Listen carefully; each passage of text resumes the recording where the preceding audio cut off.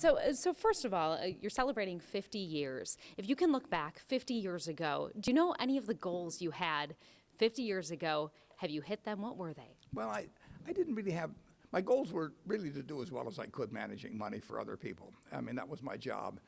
And they really have, now I want to run Berkshire Hathaway as well as I can for other people. And so it really hasn't changed much. I was in Kiewit Plaza then, I'm in Kiewit Plaza now.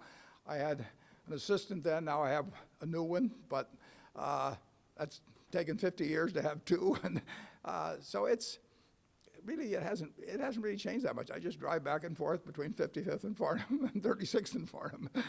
Car can drive itself.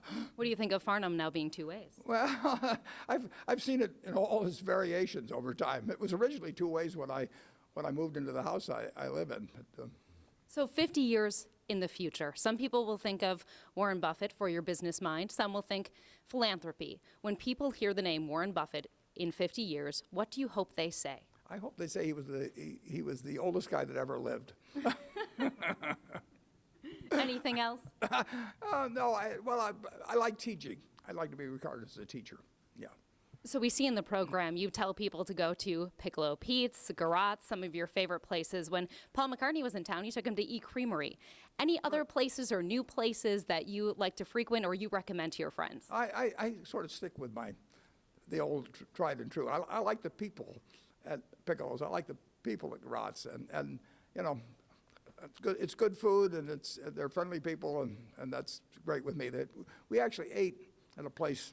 My daughter picked it out when Paul McCartney came, and then we went up to the creamery. He liked what he got, and we went across and had some ice cream on a park bench. Do you remember the name of the place? I'm sure they'd like that mentioned. Yeah, well, the food was terrific. That I remember, and I remember I had spaghetti, but it was really good. But you'll have to ask my daughter the name. An issue in Nebraska right now is whether dreamers, people who have been brought to the country illegally as children, should be allowed to get their driver's license. Yeah. Nebraska is the only state that does not allow it. Yeah. Do you think dreamers should be able to get their driver's licenses? Yes. Simple answer, yes. The simple answer, but people have cited the reason being an economic reason that people can go to work, get their jobs. Do you think that's part of it? I think it's an important part, sure. And I'm very sympathetic to people in that position.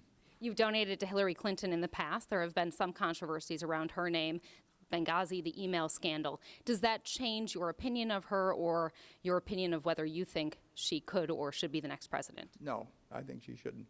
I think she's likely to be, but who knows? And I'll be very happy if she's the next president. So you do support her then? Absolutely. Is there a personal purchase that you could spell out? We were looking at Borsheim's yesterday, and people were bringing in $4 million rings to sell to some of the shareholders. Yeah. Is there a personal purchase you can look back at? Not business, not real estate, that was your most expensive, biggest splurge in life? Well, the biggest splurge actually is having a part interest in a plane. I mean, that costs a lot of money, but I've gotten used to flying around. and I do a lot of things I wouldn't really do if I were flying commercially.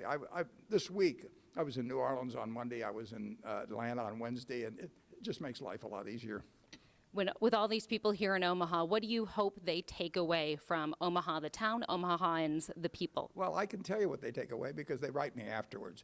And every year, I get hundreds of letters or emails telling me what a terrific time they have here, and they don't complain about anything. You know that somebody must have, had a mixed up reservation or something.